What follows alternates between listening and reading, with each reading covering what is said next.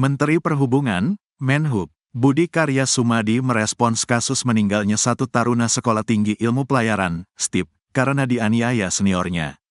Menurut Budi, pihaknya sudah melakukan upaya hukum. Namun, ia tak menjelaskan detail dari ucapannya itu. Budi menegaskan penjelasan lebih lanjut akan disampaikan juru bicara Kemenhub Adhita Irawati. Saya berbelasungkawa dan sangat prihatin. Kami sudah melakukan satu upaya penegakan hukum. Tapi nanti detailnya Bu Adhita akan menjelaskan, ujar Budi di Kompleks Istana Kepresidenan, Jakarta, Senin, tanggal 6 Mei tahun 2024. Sebelumnya, seorang mahasiswa STIP bernama Putu Satria Ananta Rustika, 19, tewas setelah dianiaya seniornya, Jumat, tanggal 3 Mei tahun 2024. Saat meninggal, sekujur tubuhnya penuh luka lebam. Atas kejadian ini, penyidik Polres Metro Jakarta Utara menetapkan Tegar Raffi Sanjaya, 21, senior korban, sebagai tersangka.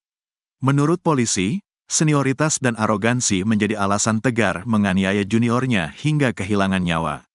Kejadian itu bermula ketika Putu dan kelima orang temannya mengecek kelas untuk membubarkan kegiatan jalan santai. Setelah membubarkan kegiatan jalan santai, Putu bersama kelima temannya itu turun ke lantai 2. Kemudian, mereka dipanggil sama senior tingkat 2 yang bernama Tegar dan teman-temannya.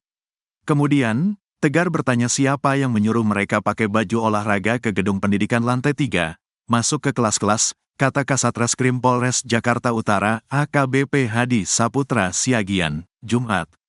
Setelah itu, Tegar mengajak Putu bersama kelima temannya ke kamar mandi koridor kelas Kalek C di lantai 2. Setelah itu, kelima teman Putu yang menyaksikan kejadian tersebut disuruh meninggalkan kamar mandi. Setelah dipukul, Putu pingsan dan langsung dibawa ke klinik sekolah. Namun, saat dicek, nadi Putu sudah tidak lagi berdenyut. Jenazahnya kemudian dibawa ke Rumah Sakit Polri, Kramat Jati, Jakarta Timur untuk dilakukan visum guna kepentingan penyelidikan lebih lanjut. Keesokan harinya, hasil otopsi diungkap. Putu menderita luka memar di beberapa bagian tubuh, yakni mulut, lengan, dada, bibir, hingga organ dalam. Secara umum didapatkan berupa memar pada mulut, lengan atas dan dada, luka lecet di bibir, memar pada paru, dan perbendungan organ dalam, tutur Kepala Rumah Sakit, Karumkit, RS Polri Kramat Jati Brigjen, Pol. Haryanto saat dikonfirmasi, Sabtu, tanggal 4 Mei tahun 2024. Berdasarkan keterangan dari puluhan saksi dan sederet bukti yang dikumpulkan, polisi menetapkan Tegar sebagai tersangka pembunuhan juniornya. Hingga saat ini, hanya ada satu tersangka dalam kasus tersebut. Dari 36 saksi yang telah kami periksa, rekaman CCTV, dan barang bukti yang ada, tersangka mengerucut kepada Tegar. Dia tersangka tunggal, kata Gideon. Motif penganiayaan yang dilakukan Tegar terhadap Putu karena arogansinya sebagai senior. Motifnya yaitu, kehidupan senioritas. Jadi mungkin tumbuh rasa arogansi, kata dia. Polisi menyebut, senioritas itu tampak sebelum peristiwa pemukulan terjadi. Tersangka kini dijerat dengan pasal 338 Kitab Undang-Undang Hukum Pidana, KUHP, tentang pembunuhan. Korban bersama 4 rekannya, ya, ada mereka menyebut sebagai tradisinya tarunal, gitu ya. Ada penindakan terhadap junior karena dilihat ada yang salah menurut persepsinya senior, sehingga dikumpulkan di kamar mandi. Dikumpulkan kamar mandi itu ada 5 orang. Nah, korban ini adalah korban yang mendapatkan pemukulan pertama dan yang 4 belum sempat. Tetapi pun demikian kita tetap melakukan pemeriksaan visum terhadap 4 rekannya, ya. Lalu tersangka adalah orang pertama yang melakukan pemukulan terhadap satu korban atas nama Putu tadi. Dilakukan pemukulan di bagian ulu hati sebanyak 5 kali berdasarkan keterangan saksi. Kemudian tidak berapa lama si korban dipukuli, maka hilang kesadaran, lalu pingsan dan jatuh. Kemudian dilakukan pertolongan oleh rekan-rekannya dan dipindahkan ke satu tempat di kelas di sebelah toilet. Kemudian sebelum dipindahkan ke toilet dilakukan upaya penyelamatan menurut tersangka ya, penyelamatan dengan cara memasukkan tangan di mulut untuk menarik lidahnya. Tapi justru itu kemudian yang menutup saluran pernapasan sehingga korban meninggal dunia. Kalau dari keterangan tersangka, alasan dibawa ke kamar mandi apakah untuk menyembunyikan apa yang akan mereka lakukan atau gimana Pak? Ini penindakan tadi persepsinya, penindakan ini persepsi senior junior, ya. Ada yang menurut senior, ini kebetulan taruna tingkat 1 semua nih, yang 45 orang ini melakukan sesuatu yang menurut senior ini salah, ya, menurut senior ini salah. Apa yang dilakukan, dia masuk kelas menggunakan baju olahraga. Itu menurut senior ini tidak di kehidupan mereka, menurut senior ini salah. Tapi kemudian dalam proses penindakannya, nah ini yang tidak boleh.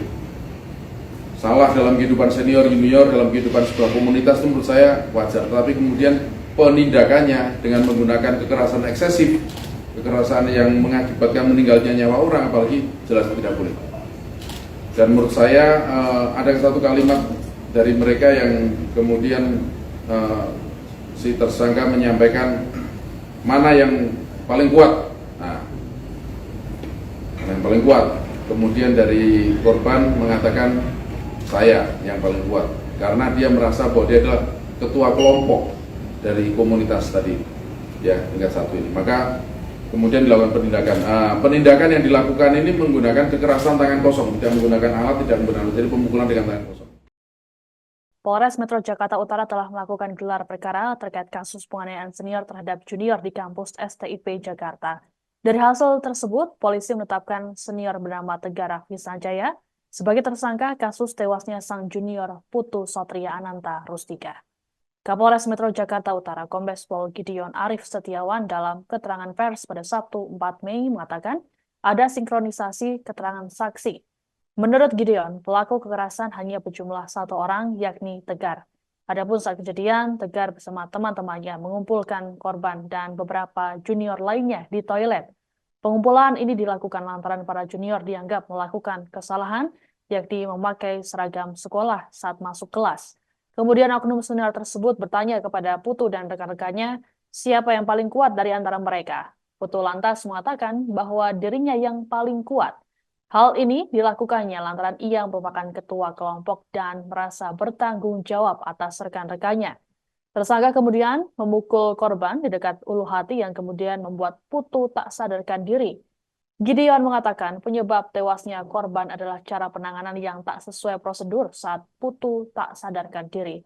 Kala itu pelaku berusaha untuk menarik lidah korban, namun tindakan ini justru menyumbat jalan nafas Putu. Hal inilah yang menyebabkan korban meninggal dunia. Polisi menerapkan pasal 338 Junto 351 ayat 3 KUHP tentang pembunuhan dengan ancaman hukuman 15 tahun penjara. Saat ini jenazah sudah dikembalikan ke pihak keluarga setelah dilakukan autopsi.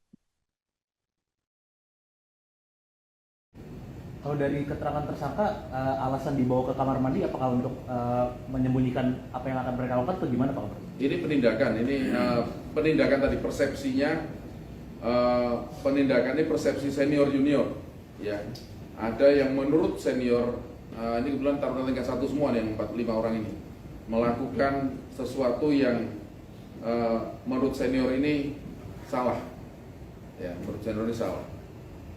Apa yang dilakukan, dia masuk kelas menggunakan baju olahraga. Itu menurut senior ini tidak di kehidupan mereka, menurut senior ini salah. Tapi kemudian dalam proses penindakannya, nah ini yang tidak boleh. Salah dalam kehidupan senior junior, dalam kehidupan sebuah komunitas itu menurut saya wajar. Tapi kemudian penindakannya dengan menggunakan kekerasan eksesif, kekerasan yang mengakibatkan meninggalnya nyawa orang, apalagi jelas tidak boleh. Dan menurut saya ada satu kalimat dari mereka yang kemudian si tersangka menyampaikan mana yang paling kuat. Nah, mana yang paling kuat. Kemudian dari korban mengatakan saya yang paling kuat, karena dia merasa bahwa dia adalah ketua kelompok dari komunitas tadi, ya, tingkat 1 ini. Maka kemudian dilakukan penindakan. Penindakan yang dilakukan ini menggunakan kekerasan tangan kosong, tidak menggunakan alat, tidak menggunakan, jadi pemukulan dengan tangan kosong. Tapi tindakan kekerasan eksesif ini ya menurut saya ini sangat tidak boleh dan kemudian berakibat fatal.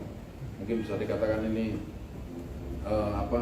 kalau ditanya motif, nah motifnya tadi kehidupan mereka nih, kehidupan senioritas. Kalau bisa disimpulkan mungkin ada arogansi senioritas, karena merasa tadi mana yang paling kuat, ya ada kalimat-kalimat itu. Nah ini juga nanti mungkin ini menjadi bagian yang sangat